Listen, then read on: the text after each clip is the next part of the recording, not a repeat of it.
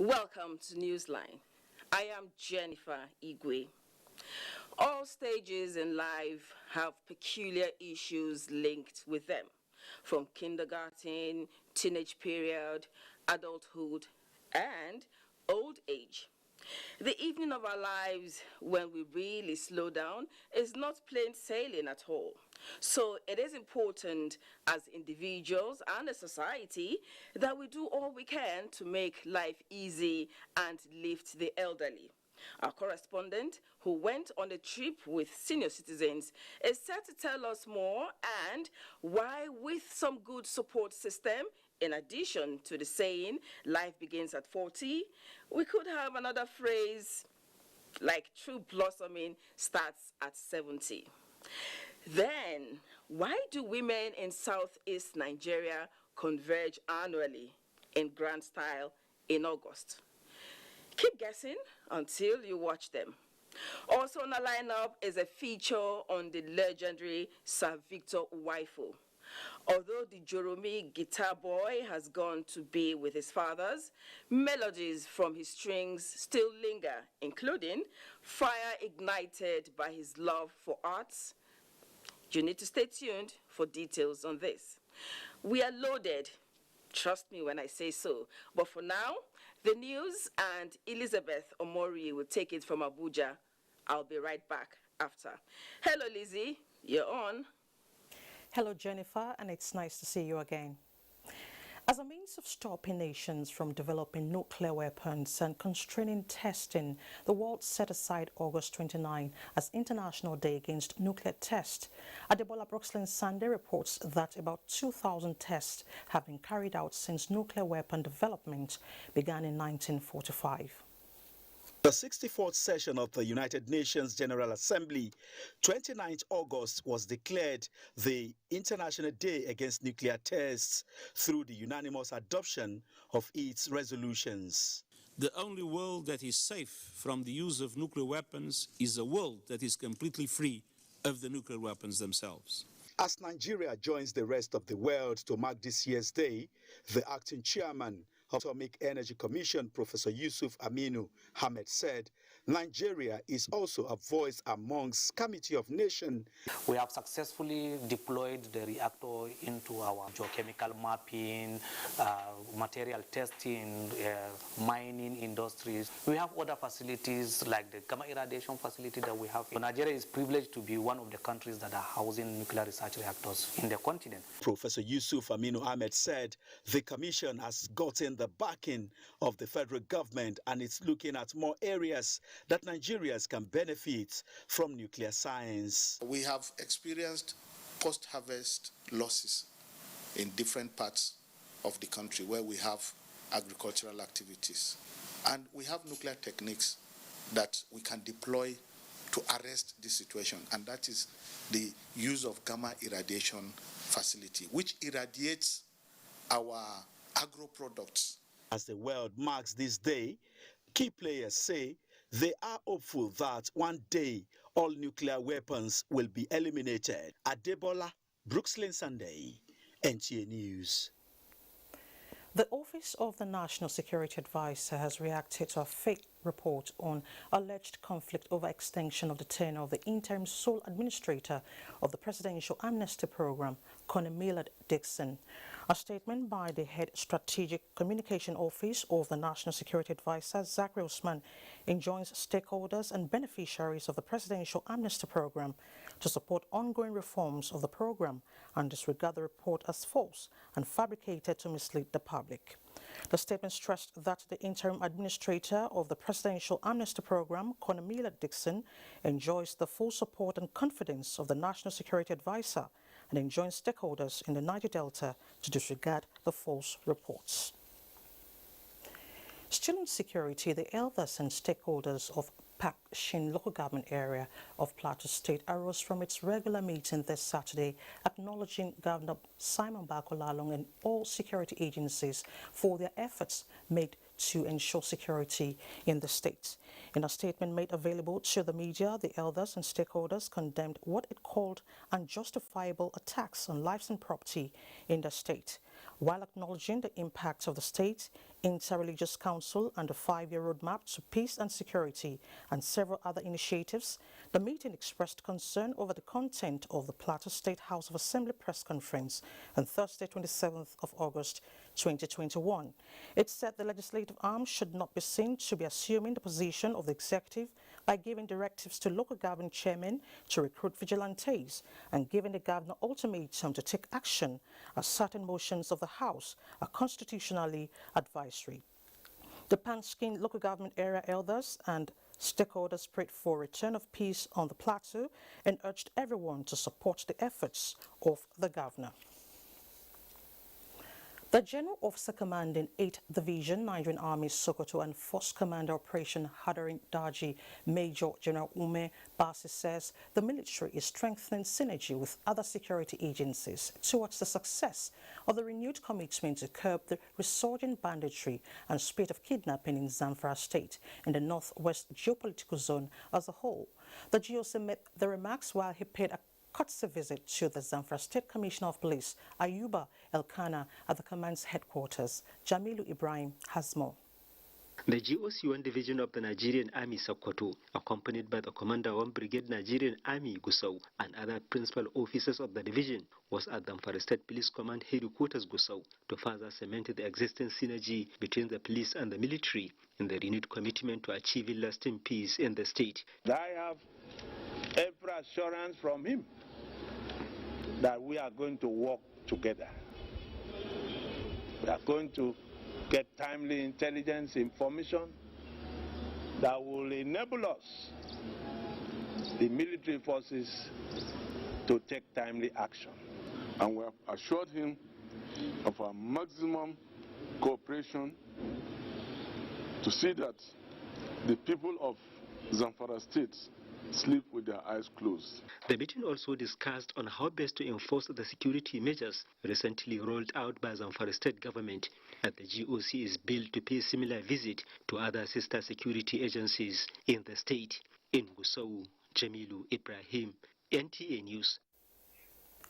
Kebbi State government has been urged to hasten the handing over of the 2 Army Science Secondary Schools in the state to the Nigerian Army Education Corps to avoid credibility crisis. The Commander Nigerian Army Education Corps, Major General Mohammed Lawal Auge, made the call during an official tour to Benin Kebbi. Usman Abdullahi Shehu reports.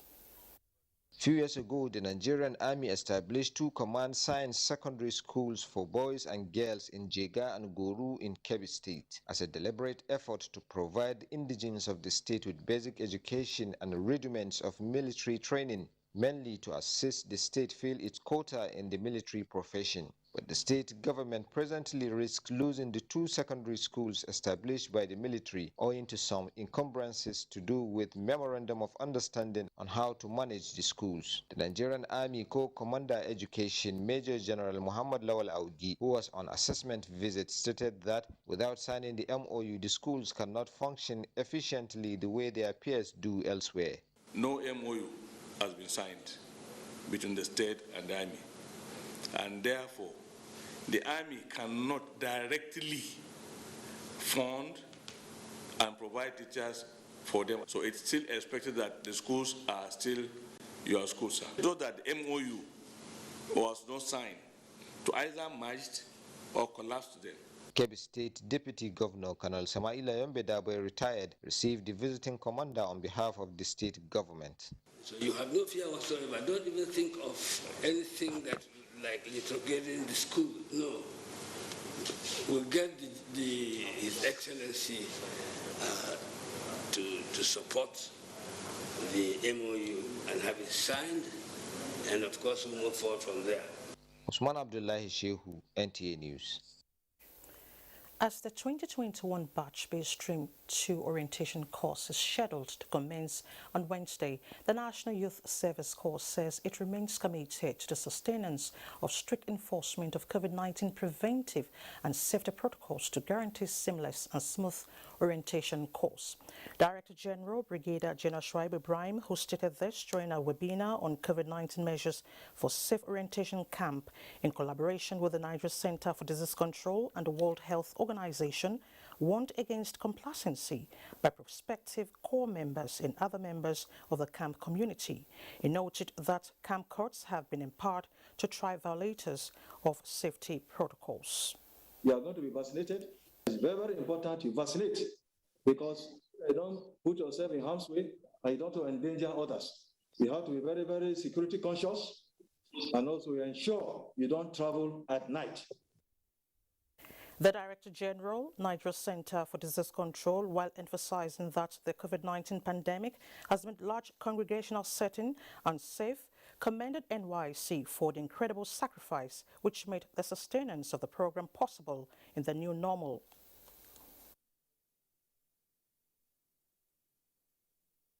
So over the last year, we've put in place measures, processes, individuals, human resources to enable this program continue for you and for our country.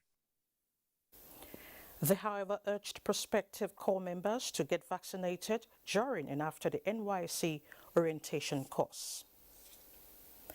In other news, the people of Gombe North Senatorial District have thrown their weight behind good governance under the NYSC administration in the state. This is contained in a resolution at the end of the All Progressives Congress APC stakeholders meeting held in Kwame local government area. Emmanuel Akila reports. The meeting, chaired by Ambassador Yerima Abdullahi, has sons and daughters of Gombe North Senatorial District in attendance. For them, the developmental strides of the NYSC administration, which turned the Gombe Specialist Hospital into a true referral health facility, while ensuring that every political ward in the 5 local government areas of the zone has at least one functional health care facility, just like all the others across the state, besides other infrastructure, are some of the reasons they declared support to the administration. The most important thing is the peaceful environment. That people are living in peace throughout this period. Governor has done a lot in all facets of human endeavor in terms of infrastructure, healthcare delivery, agriculture, ease of doing business, security, to mention but a few. After the elders and all critical stakeholders of Gombe North Senatorial District have gone through the scorecards of His Excellency, the Executive Governor of Gombe State, Alhaji Mamadou, we unanimously agreed to pass a vote of confidence on him. In a 7-point communique at the end of the meeting, the APC stakeholders appreciate the leadership of Governor Mamadou for the peaceful conduct of the just concluded nationwide ward congresses of the APC in Gombe State. In Gombe, Emmanuel Akila, NTA News. The federal government has postponed the Nigeria 60 Jubilee Special Award ceremony billed for Friday, September 3, 2021. A statement by the Minister of Industry, Trade and Investment, Adeniyi Adebayo, says a new date will be communicated to members of the public. The award ceremony was planned as part of the Jubilee celebrations of the nation's independence and was designed to honor 60 notable Nigerians who have made an impact in the country.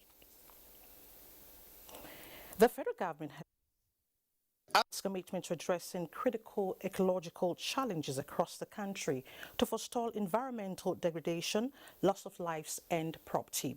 The assurance was given in Ilorin, the Kwara State capital, during the site handing over, sensitization and awareness on erosion and flood control project at Asa River. Abdul Wahid Bibiri reports. Asa River is one of the major rivers in Ilorin, the Kwara State capital, and anytime there is heavy rainfall and the river overflows its bank, it becomes a nightmare for the people living close to the river. Property worth millions of naira are destroyed annually, and many people have vacated their houses, especially those ones living very close to the river bank. This effect and other ecological challenges prompted the intervention by the presidency through the Ecological Fund Office. Or geographical location, the president wants to address all the problems of the people, including ecological challenges. So irrespective of where you live, he has extended this gesture to almost every part of Nigeria. We are here to work and to ensure that a good job is done for the benefit of the people of Kwara State. The state government has spent so much money on this. So any contractor coming now, as they are starting the work, the engineering work will be easier for them to do. The contractor should be rest assured that the community will give him the maximum cooperation and the maximum support that is required. The project is expected to be completed in 18 months. The people of Isale Koko, Omoiya, Sanushewu, all in Ilorin East local government area of Kwara State, before now, cannot sleep with their two eyes closed due to flood. But this intervention by the federal government through the ecological office is no doubt a big relief to them. Abdulwahid Bibire, NTA News. Residents of Omoboriowo Street Pipeline Bus Stop in Owodo area of Lagos State, where activities of pipeline vandals led to oil spillage recently, can now breathe a sigh of relief. This follows a preliminary report of a vulnerability assessment carried out by the Lagos State Emergency Management Agency, LASEMA, in the wake of the oil spill. Adeni Taiwo reports.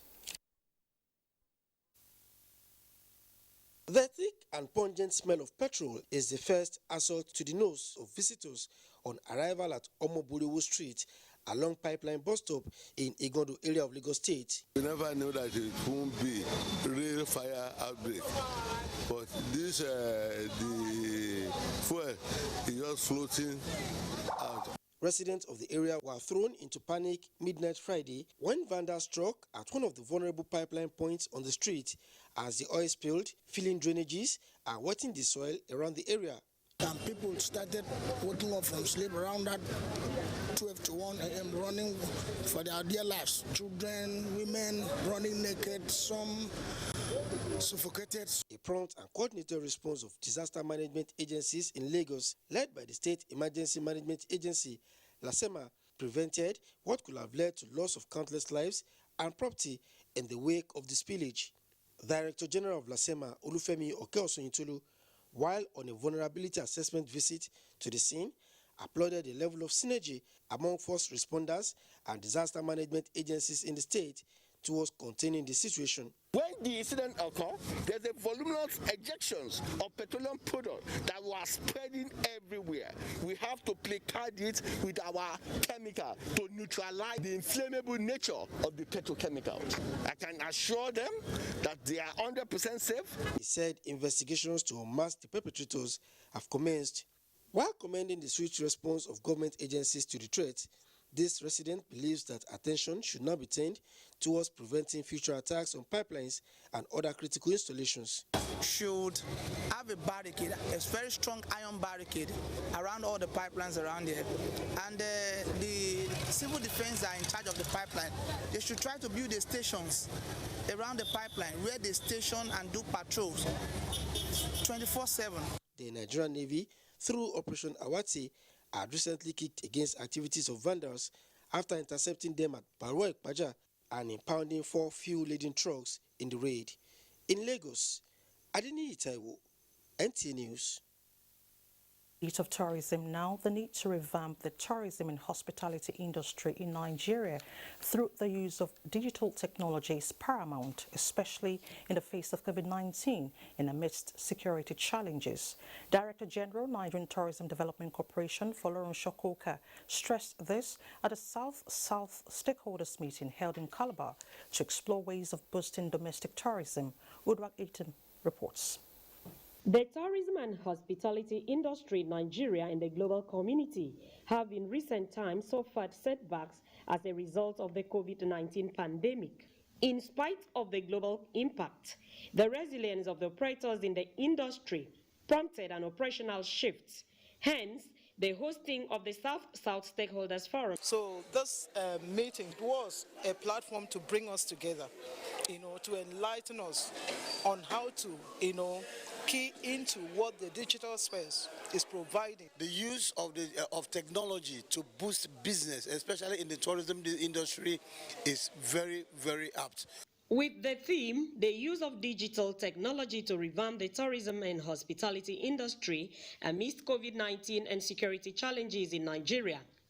The Nigerian Tourism Development Corporation says this transformation to use digital technology as an innovation will open new opportunities for tourism business in the country to compete in global markets. I'm certain there's going to be a post-pandemic boom in Nigerian domestic tourism. It is therefore certain that stakeholders and all the sector professionals will take the advantage of this meeting to come out with workable and practical solutions. It may interest you to know that with the introduction of digital technology, high-value services are being delivered in the industry. There were paper presentations in line with the theme of discussion and plenary sessions where productivity in enhancing technologies were suggested for the repositioning of the sector. Certificates of operations were given to some hotel owners in Cross River State. In Calabar, Uduak Etam, NTA News. We do apologize for the mixed visuals while the report was on. Moving on. Former national chairman of the People's Democratic Party, Mamadou, has urged the leadership and members of major political parties in the country to eschew bitterness and rancor as they engage in internal maneuvering for power to ensure the protection of the nation's democracy. In a statement by the Special Advisor on Media, Oliver Okpala, Mamadou says he decided to make this intervention because of the current bad blood, disunity and widening cracks in the major parties and main opposition, PDP. It expresses worry that if this current spate of disunity and acrimony in parties continue, the nation's democracy would be greatly endangered. The statement further stressed that democracy only thrives when there is peace, stability and proper functioning of internal conflict resolution mechanisms of political parties. And it's time to talk sports. Our sportsman, Ayodeji Makide, will be our guide. Ayo. Thanks, Elizabeth. Let's begin from the Paralympic Games and tell you that Bosede Omolayo has added another medal for Team Nigeria as they strive to increase on the medal table at the 2020 Paralympic Games, which is ongoing in 2021 due to the coronavirus pandemic. Omolayo lifted 141 kg in the women's -79 kg to win gold for Team Nigeria and also set a new Paralympic record in that category. China is currently leading the medal table with 46 gold, 29 silver and 29 bronze medals, while Nigeria has 2 gold and 2 bronze medals to sit in the 27th position at the moment.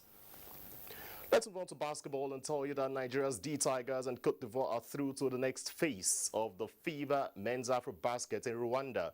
Though the Tigers lost their last match of the group 68-77 to Cote d'Ivoire on Sunday, but still continue their quest to win the championship. The Tigers won their first 2 matches over Mali and Kenya.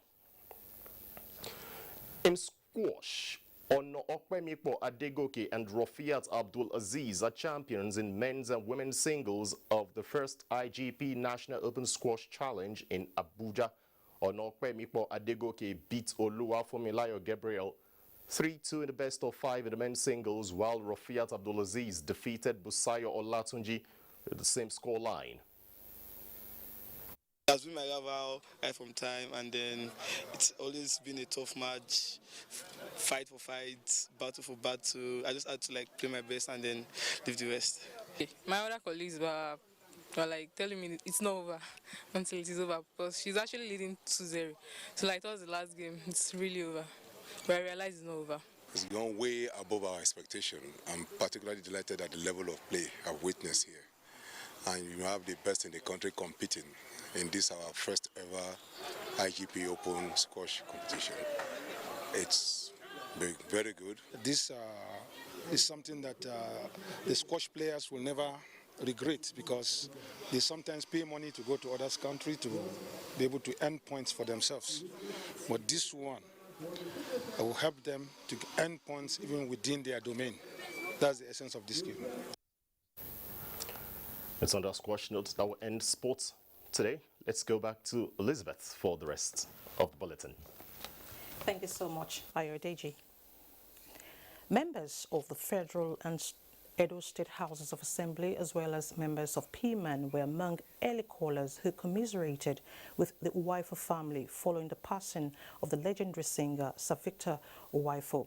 Adokbeji Odoja captured the mood in his Ekenwa Road residence in Benin City. Members of the Performing Musician Association of Nigeria, PMAN, and some visitors were seen gathered around the home of the deceased as they and other guests signed the condolence register. Sir Victor Awfu, a professor in the University of Benin, where he lectures, was known as the Jerome Kuna, one of his legendary songs. An artist, a writer, sculptor, instrument inventor, and a music icon, was the first commissioner of arts, culture, and tourism in Edo State.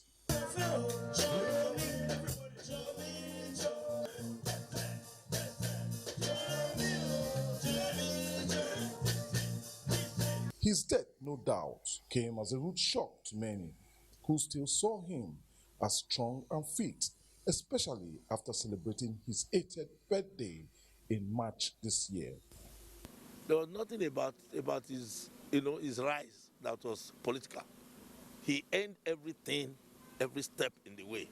Man who devoted all his life to creativity. He gave the Benin nationality a name that is indelible in the history of Benin Kingdom. Professor Victor Awfu survived the wife, children, and grandchildren. Meanwhile, Governor Godwin Obaseki mourns the passing of legendary musician and art teacher Professor Victor Awfu. Governor Obaseki in a statement says Professor Awfu's death is a loss to Edo State, Nigeria, and the black race. He described the music maestro as a talented phenomenal and an illustrious son of Edo State who wowed the world with his array of skills, notably his music. An all-round artist, Professor Awfu was an enigma who made music for all, bringing the contemporary Benin culture to the world stage and providing vicarious experience of the peculiarities of our art and culture to a global audience. The government prayed that God grants the Awfu family, friends and associates and well-wishers the fortitude to bear the loss. Of course, indeed, the Nigerian music industry will miss the legend. Now, would you like to be a star? Why don't you connect with us at the NTA? Take action against rape and rapists. More stories with Jennifer after the break. Just stay with us.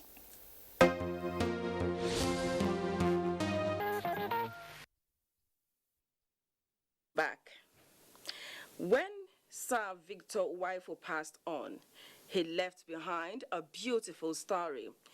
He may have been the best known for his music, but he is a scholar of repute, a master artist who singularly gave life to Benin history and art to the point of immortality.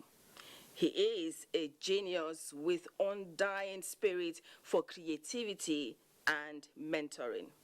Sometime last year, Hamisu Rogo had an encounter with the departed music icon, and his memories of that encounter is a micro-story of the man and his times. Boy,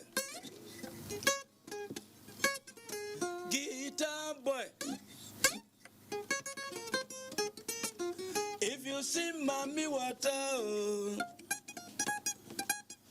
if you see mommy water, never, never you run away. The story can be heartbreaking. The guitar boy has gone home, but make no mistake about it, it is not running away. The life of Professor Victor Awfu is a story of fulfillment, a lifelong project to bring to the full light of history the story of his Benin people, and by larger implication, the story of Nigerian people. His calling was to document the evolution and development of his people. He used the media of writing, songs and artworks to achieve that with distinction.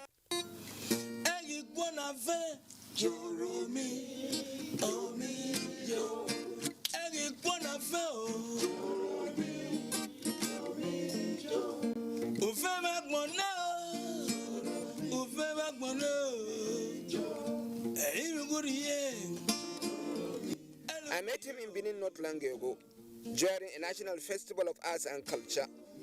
And truly, it will be a crime against culture that an ambassador of culture would be in Benin and did not visit Awfu. We visited his Oba Eradi open-air court, the residence and the operational headquarters of all his professional live works. It is the gateway to Edo State. As a matter of fact, this is where the good, the bad, the ugly, and the beautiful of Edo people are being showcased. The Revelation Tourist Palazzo, we have a slogan: you don't know Benin if you have not visited here. All the works, they explain the history of our people. The curator alluded that there is an interplay between aesthetics and functionality in the works here, but they all reflect events in history, past overs and the punchline of their histories, traditional beliefs and the mysticism of the Benin people, and extensive bronze works on transatlantic slave trade, a feature on Nigeria's secessionist wars, and a life-size work on Benin's contact with white men. And they were all done and executed by Professor Victor Awfu, who also doubled as the researcher. We linked up with the main man himself, Victor Awfu, where he recounted stories behind his musical hits like Do Re Mi and Guitar Boy. You cannot imagine our astonishment when he told us that the Mami Water story on his music was real life. What we saw today in your house, the picture we saw, that can be a national heritage site. It can be a world heritage site. Thank you. So yes, what I did was to document history in a three-dimensional form through sculpture. The artwork itself is like a calligraphy. You write, you document. You may not, one word can tell a whole story. So one piece of work can tell a story about a whole generation. All life, Professor Awfu has been an amazing person. You need to see the car he fabricated himself, fitted it, and it was his main vehicle of use. Yes, that focus, that resolve, that determination for the promotion of culture for over 5 decades, as far as my judgment is concerned, I don't know. So what has been the secret? What has been the main resolve? Well, it's very simple. First, there's passion, there's diligence, and there's discipline. And I was born and bred here in Benin City. So the culture runs in my blood, the tradition runs in my blood. Remember also that in all his genius, he remained home to give what he has, and ultimately the home remained grateful. Joromi Omijo. Now that song will continue to echo for generations. The icon of art will surely be missed. Now we have a special documentary on him at 10:30 immediately after Newsline. Now he was a man who achieved his dream of setting his foot on all the 7 continents of the world, with only few countries slipping out of the list of countries where he has lived. Back home, late Abdullahi Issa No Sweat established himself as a journalist per excellence until he answered the final call. Abdullahi Mohammed was in Yola, the Adamawa state capital, where he met some of his acquaintances and family. How did he practice? He was honest, straightforward. It was a candid account of a man who spent part of his life by the pen, with his stories making headlines for their reflection of his dogged stance for freedom of expression and detest for dishonesty. He set the pace in the field of journalism. He was an embodiment of knowledge. But that's not what made Abdullahi No Sweat stood tall among his peers. He was a man who says to any listening ear that his sojourn across the world is unrivaled. That's why when he spoke about his travels, he always qualified it. He said he's the most widely, roughly traveled Nigerian. Unfortunately, he never documented his experiences as he traveled the world, but he has a number of confidants who have a library of his life in their memory. So I began to flip the pages of the book of his travels from Timaus Matthias, who first met him in Pakistan. Yusuf Mamman, my colleague, ran into a black African on a movie set and became curious as to what this black African was doing among Pakistanis. And when he spoke with him, he told him he was from Africa. His accent had changed. And then later we were to learn that he is from Nigeria. And Abadabo, who was my editor at the New Nigerian, also wrote a column on him. And Abadabo was a beautiful writer. He later became President Sheikh Shagari's press secretary. He wrote a column captioned Ambassador Extraordinary. Father Owodo is the author of Adama Historical Book of Fame. And during the course of writing his book, he came across the story of Abdullahi Noswet.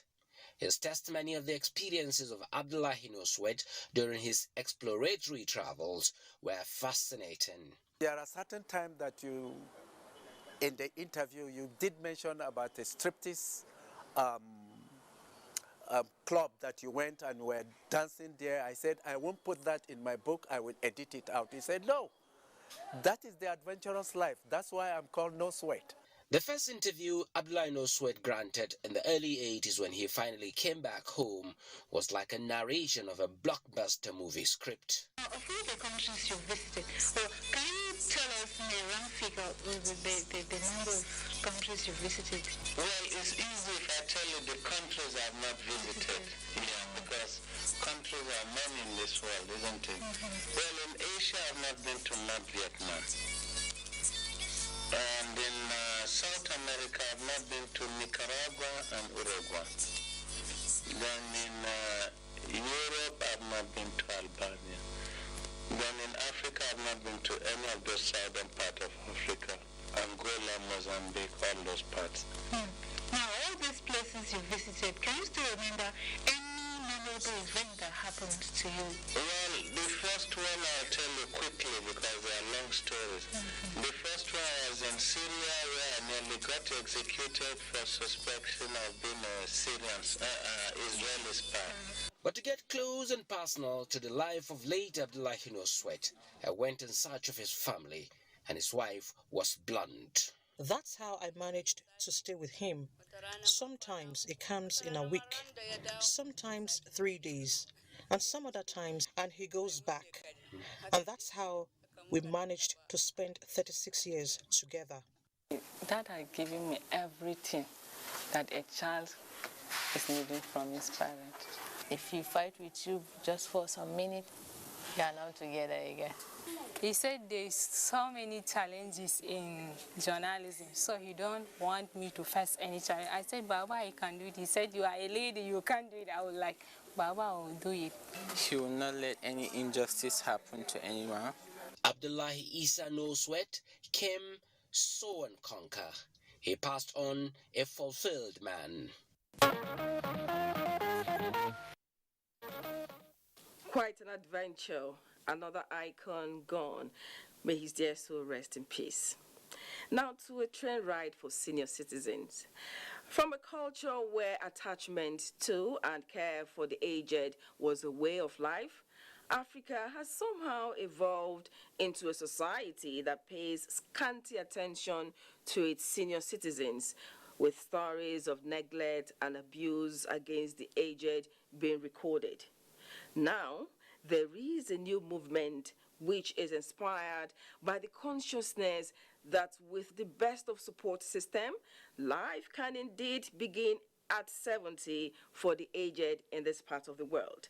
Adeni Taiwo has details of that good news after enjoying a fun-fair train ride with senior citizens. Over to you, Taiwo. They were a spectacle to behold as they converged on the Mobolaji Johnson station, Alagomiji, an hour ahead of their first fun-fair train ride.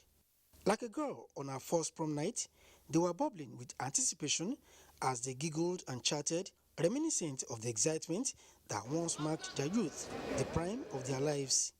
To make them comfortable, a whole coach was dedicated to them and one after the other, they went into the train. As if to make a point about the need for social inclusion in the society, they allowed me and my cameraman join them on the trip.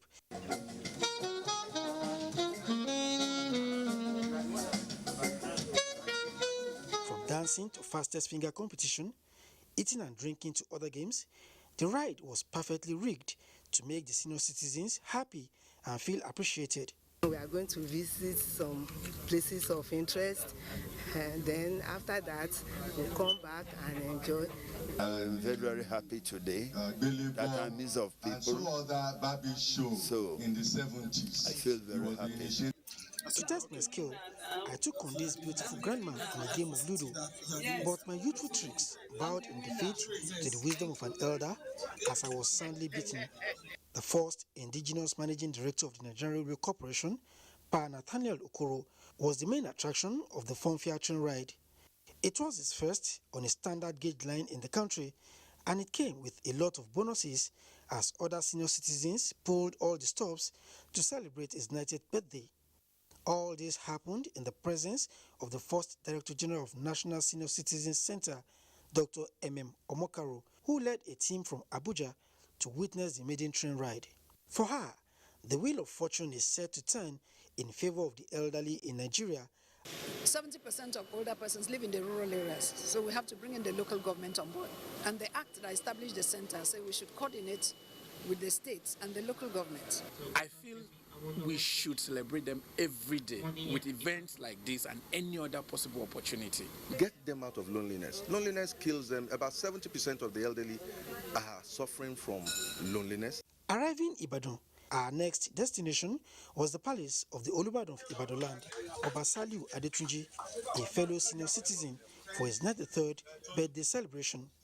Elders in Africa are often described as fountain of knowledge with pearls of wisdom. So, back on the train for our homeward journey, I sought and got an audience with Pa Okoro. The youth of today are mostly established people. They want to be politically correct. It doesn't take them anywhere. Indeed, the elders are wise and may their days be long. I could imagine what happened there. I mean, fun all the way. A society for all, fit for all is crucial. We need to do more for the elderly, honestly. And from Lagos, we go to Jos as news of the attack on commuters and subsequent reprisals in Jos begin to fade. Newsline could not but underscore the role played by some citizens who put their lives on the line, irrespective of their religious background, to save others from the attacks that happened there. Caleb Gushin put together the report for Newsline. 2021 has been described as unfortunate and the greatest setback to the efforts being put in place by government and other well-meaning people towards enthroning lasting peace in Plateau State. Despite the seemingly hopeless situation, there are Nigerians who are genuinely committed to peace and peaceful coexistence, with the milk of kindness still flowing in their veins. This was openly demonstrated when some residents, who are mainly Christians, at the scene of the Rukuba Road attack, risked their lives by taking some of the travelers to safety. This, opinion leaders say, is the hallmark of humanity. This is what we are supposed to do. Whenever people want to take undue advantage on certain tribes or peoples of other religions from your own environment, try to stop it and try to rescue. And let these be a kind of bilateral kind of understanding and commitment, and it will come, inshallah, to be a matter of history. That is what it is expected of us as Christians and as Muslims, to live in harmony, to respect human life. I want to categorically say that you will never wish even your enemy, even if it's a Christian or Muslim, you cannot even wish your enemy, the man you hate in life, to see what these people have gone through, how people have been killed. Our life should be sacred. I'm calling on my Nigerians, our citizens, that they should be calm, they should be prayerful, and The government should do whatever it takes to fish out these criminals. Should be dealt with the way they should. Malam Saidu Magaji is one man that would not be forgotten in a hurry, as in the wave of the reprisal attacks that followed along Bauchi Road, he sacrificed his safety for that of a pregnant Christian woman. Speaking in a telephone interview, he said he was tapped severally by the mob, but could not let go of Justina, as even though he is Fulani Muslim, he had the conviction to protect lives. They have never done anything wrong to me, unseen from me.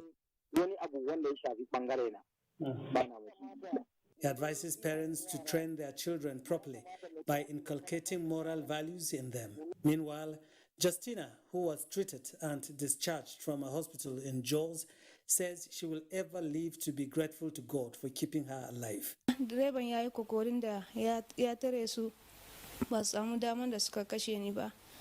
The driver tried his best along with 3 other Muslims to save me.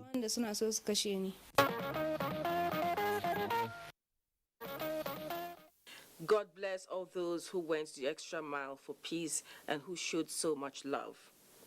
Now, Nigeria's fastest mobile telecommunications network provider, Globacom, has launched Glo TV, an innovative TV service on Android, iOS applications, and web.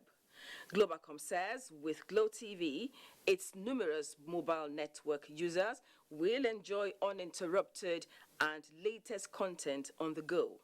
Head Web Sales Globacom Nigeria, Ugochukwu Ibe, says Africa telecommunications giant designed Glo TV to alter television landscape in Nigeria.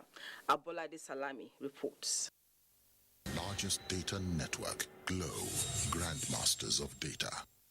In the last 13 years, the baby that was born to the telecommunications space in 2003 has grown into a formidable giant, blazing the trail in mobile communication operations.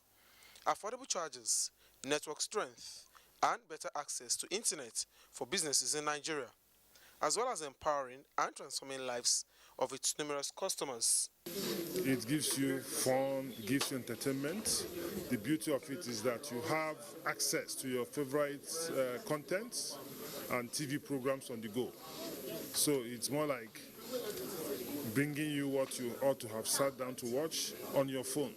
As a leader in the telecommunications industry, Globacom has gone a step further by offering a Glo TV service on mobile phones, laptops, and other devices. Glo TV is where you get everything that you love about television.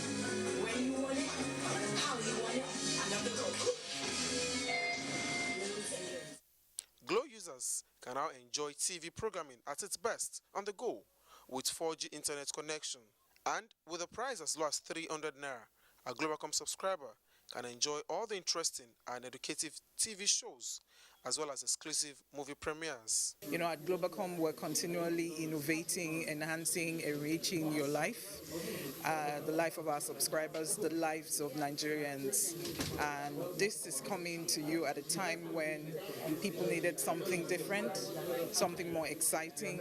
We have over 500 movies, over 50 channels. We're bringing you all genres of programming, and it's just a promise that you will have nothing but exciting time. All you have to do is get started.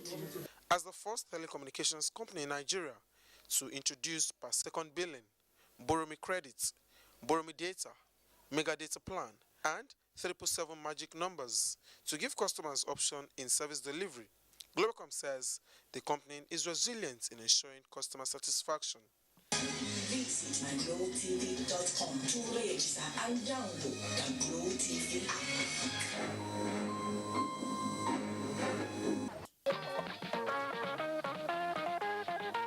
Stories on the line when we return from the break. Stay tuned. Welcome back. If you think the opening of a new petrol station should not make the news, you just might be wrong.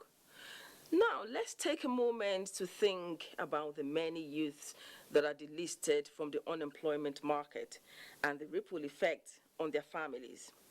To bring it further home, we are taking you to Abuja City Gate, where a company, or should I say an individual who has been impacting humanity for good, is at it again. Lydia Sampson will take it from here. 22-year-old Joke Ologbonyo wanted to pursue a career in international relations but dropped out of school for lack of funds. She has been in the labor market hunting for a job for years. I feel very excited because we've been hunting for this job for so long. She is, of course, not alone. Usman Bello, who coincidentally is also 22, has a similar story. Fortunately, Usman and Joke are now among the 180 youths newly employed at the AA Rano City Gate Super Petrol Station in Abuja. I'm feeling very happy. I'm really appreciate I'm getting work now. Before I'm just finished my school, I'm in house, but now I'm get job.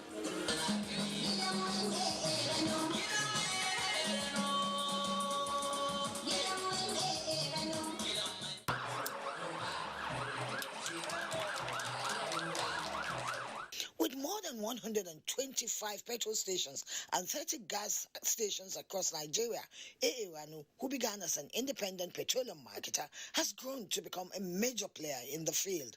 The fact that AA Rano is supporting government's efforts at massive employment is not in doubt, and its petrol stations across the country are also renowned for the integrity of their pumps. It was not surprising, therefore, that the latest addition to the AA Rano group attracted dignitaries from across the country, an accolade for the man, Awolu Abdullahi Rano. He is described by many as humble, humane, a philanthropist, and mentor.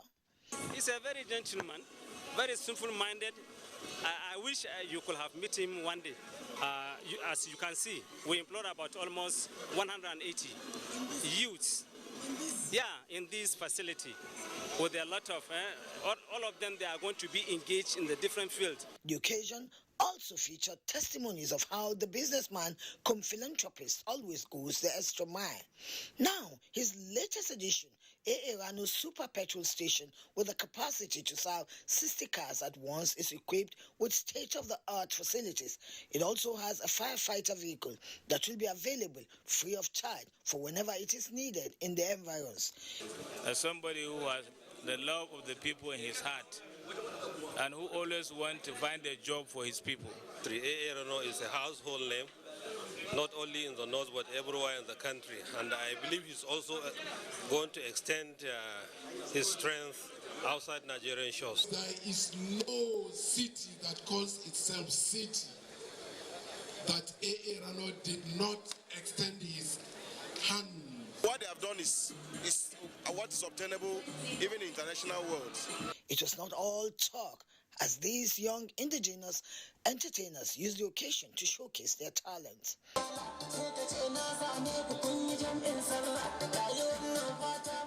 The icing on the cake was the free dispensing of petrol to motorists that besieged the station for a taste of AA Rano's magnanimity. I like most the part of more jobs. Now to resilient women. Women are home and nation builders with passion for self-actualization and high esteem. But challenges of life and cultural practices are some of the factors hindering them. Overcoming these obstacles was the focus of this year's Mamadou's August Women's Meeting held in Lagos. Samuel Johnson was there for Newsline. The August Women Meeting has become a veritable tool for community development and human capacity building, especially in Southeast Nigeria, where it is held in high esteem. The restrictions and lockdown occasioned by the coronavirus pandemic made PZ Wilma, makers of Mamadou oil, organize a platform for women to interact and discuss issues affecting the female folk and the society generally. It is usually a massive gathering as women in diaspora returned to their matrimonial base to join the home-based women for the celebration, during which issues of interest are discussed. Mamadou August Women Meeting 2.0, as it is called for the year 2021, focuses on limitless opportunities, exploring the potentials of the Nigerian woman. The occasion lived up to its billing as women freely discussed issues affecting their health, career, home, and community with a view to improving the stake and making life better. And I'm encouraging every woman here to live their best lives authentically, wholesomely, and intentionally. Is a well of possibilities on the inside through a determined mind, through dedication, consistency, through push. All the stories that were shared today was designed to empower the Nigerian woman, to let her know that no matter what hindrance and barriers she's facing, she's capable of breaking them all. She's capable of pushing limits, and that there's a whole world of limitless possibility that is open to her. It was inspiring, it was empowering, and any woman who cares to listen and take, something away is so going to be blown away. They're going to have so many seeds to plant. The brand manager of Mamadou said the organization is satisfied and encouraged. For you to keep pushing limits, there will be obstacles, there will be challenges. People would say you're a woman, you cannot do it. People would say you have children, this is not for you. People would say you're married, we shouldn't be seeing you here, and all of that. Mamadou oil is one of the products of PZ Wilma, and it is renowned for cooking and recommended by experts.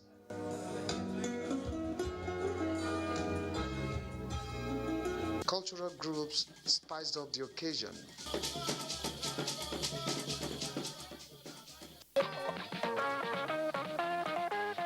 Women, we are pillars any day. Now, in Igbo land, just like the New Yam Festival, the August meeting is a major event that brings women together. It is also a time for women in the diaspora to come down to their kith and kin to plan towards the socio-economic and cultural development of their area. It is worth mentioning that due to competition in clothes and jewelry, which sometimes make those in the rural areas to keep away, these days the women have adopted wearing of uniforms during the August meeting in order to ensure no one is left out. Steve Nwaokolo witnessed the 2021 Ikwano August meeting, which was held at the Owodo Ibere Town Hall premises. August meeting for women is held once every year to take stock of their contributions towards the development of their communities. This meeting, celebrated by the women of Owodo Ibere community, attracted women from home and abroad, including the politicians who were led by the member representing Ikwano North and South Federal Constituency at the National Assembly, Sam Onibo, to grace the occasion. The women in their colorful attires began the event with a march past.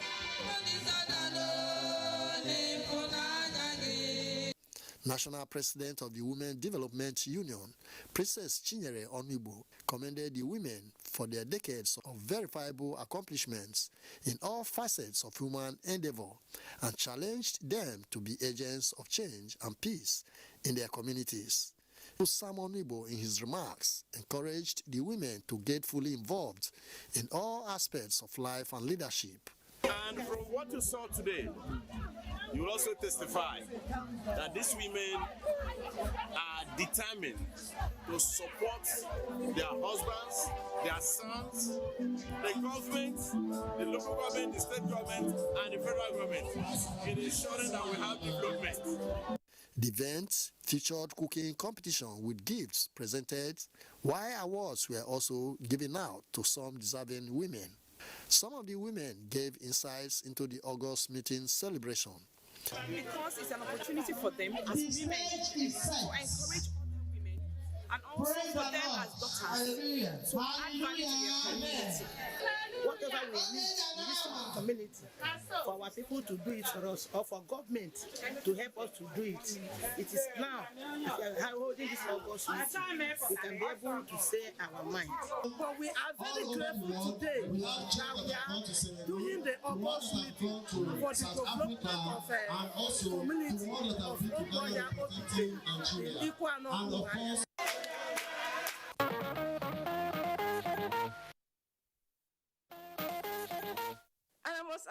If you don't attend the August meeting, you must contribute to the development initiative. That's how it's done. Time for a break. Newsline continues shortly. Welcome back. Have you ever heard about a king who once reigned in Oyo Empire but celebrated in different parts of the world for his extraordinary power, which includes breathing fire when angered? Shango, the god of thunder, is celebrated in Nigeria, Cuba, Brazil, Haiti, and the Caribbean. Adekunle Adebayo completes this report on the World Shango Festival in Oyo. Tangible heritage such as Shango, Alaafin Shango's reign in Oyo witnessed tremendous development, and he was deified because he was a man of valor, purpose-driven, and master of diplomacy. Shango has been recognized all over the world. He's the first black man that was recognized as a physicist, that he drew strength, power from lightning, which is used effectively during his reign. Whenever he spoke, he emitted fire from his mouth. They will say that is a symbol.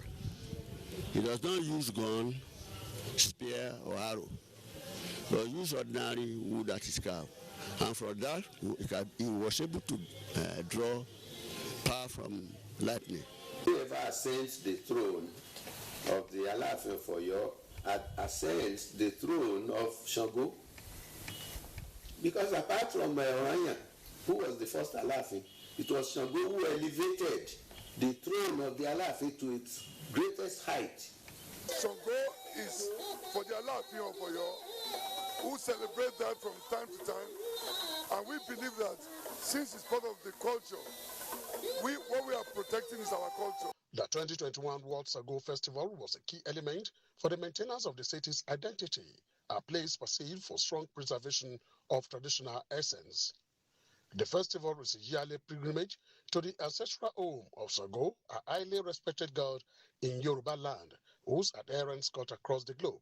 The community needs to pull the resources together to rebuild the community, because the community has to rebuild.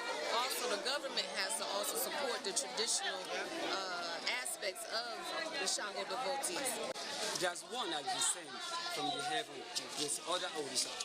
And after all these things are left their house, there's a son of Oraminya that called Telauko that behaved like Shango, and the birth of that of Tela is different to the birth of the other people. Cycle of the 13 months of the Yoruba year, like Islam has the traditional New Year. The Chinese have their own traditional New Year.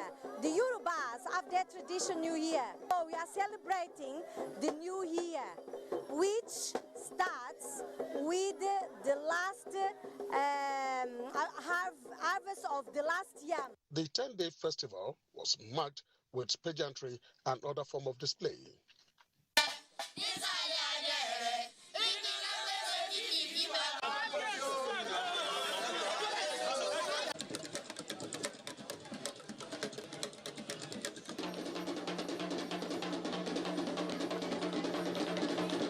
People from far and near converge in your town to celebrate the past of your ruler and his inspirational leadership.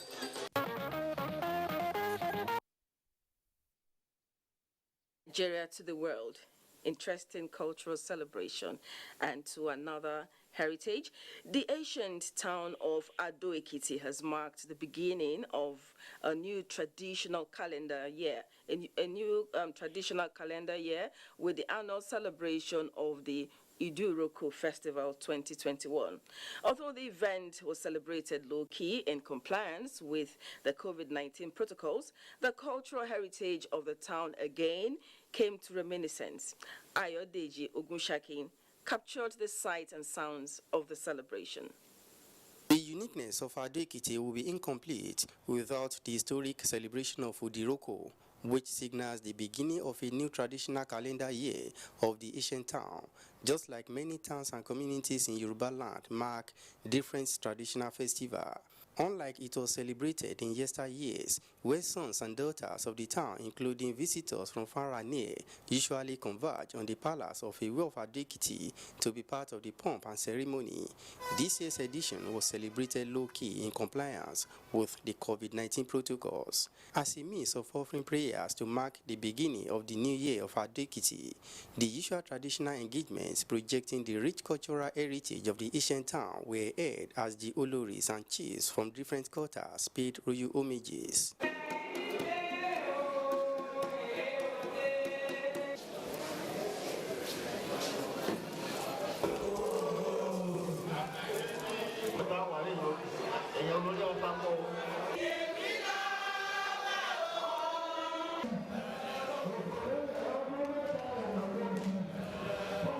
The Iwe of Ado-Ekiti, Obarufos Jubilee observed that sons and daughters are always enthusiastic and in high spirits to exhibit the traditional prowess the ancient town is endowed with to attract global recognition, having witnessed the beginning of a new traditional year of the community. He emphasized the need for them to continue to contribute to the growth of the town and as well project and promote its good image. Ekiti State Governor Dr. Kawade Fayemi, in a message through his deputy Otumba BC Egbeyemi, reiterated the government's commitment to continually promote cultural heritage of the state for social and economic prosperity. It's purely cultural and traditional. It is historical. It is the essence of Ado's existence. Ado's existence as a kingdom.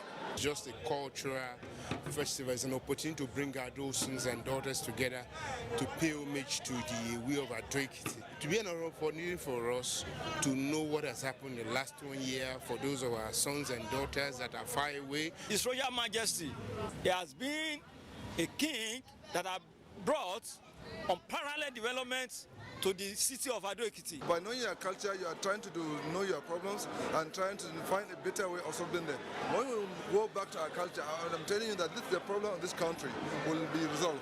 This is the time that call for all and sundry to come together as one. Although this year's Udiroko Festival had come and gone, despite the low-key celebration, sons and daughters of the town are optimistic of fun-filled celebration in the years to come.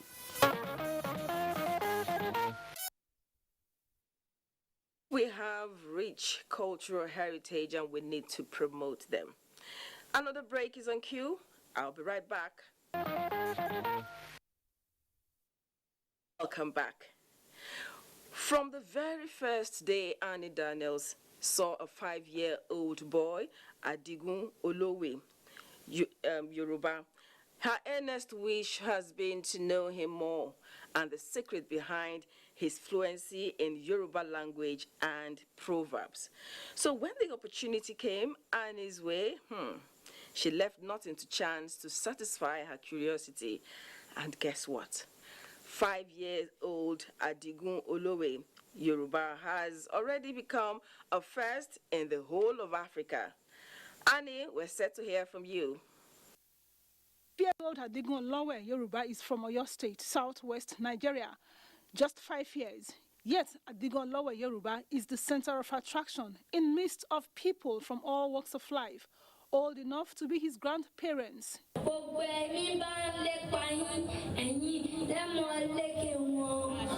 first day I met with him was at an award night organized by the Co-Heritage, and I was so surprised. When I was told his age, in fact, I was impressed. You heard right. Adigun's knowledge of Yoruba proverbs and culture, with the boldness and strength he exhibits his talent, is stunning. When he was a bit after 3 years, that I was having a discussion with my wife on that day. I could remember I said, Aye koto orun ofeke is a Yoruba proverb, which means the world rejects the truth and the heaven is against deception. So a few minutes later, my baby walked up to me and told me that, Daddy, what you said in the morning, I know it. I said, oh yeah, recite it for me. He said, Aye koto orun ofeke, the world rejects the truth and the heaven is against deception. At initial stage, I thought it was a joke. So we gave him another 5 proverbs. He recited it and remembered everything.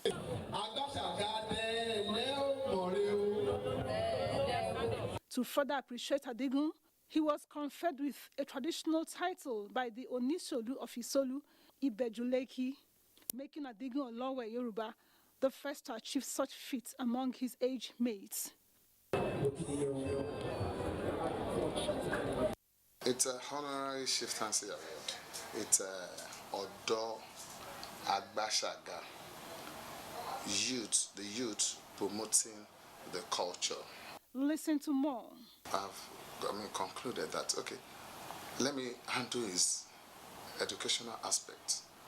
Happy and elated Chief Adigun Olowe Yoruba, from all indications, is sure to make the best of his title and talents.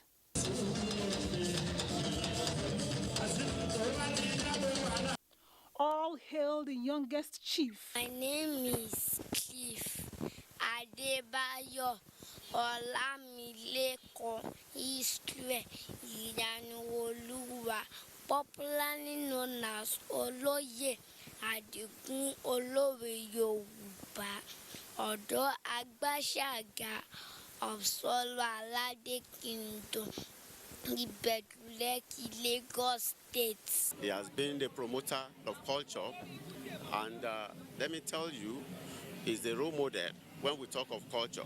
Saying my time with Chief Adigun Olowe Yoruba was rewarding will be stating the obvious. Chief Adigun Israel Olowe Yoruba, may your days be long and fruitful.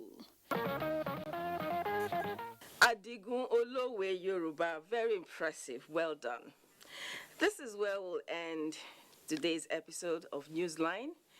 Remember, it is good for us to show love to each other. And don't forget the documentary on late Sir Victor Awfu that will be coming immediately after Newsline. Thank you for watching, and God bless Nigeria.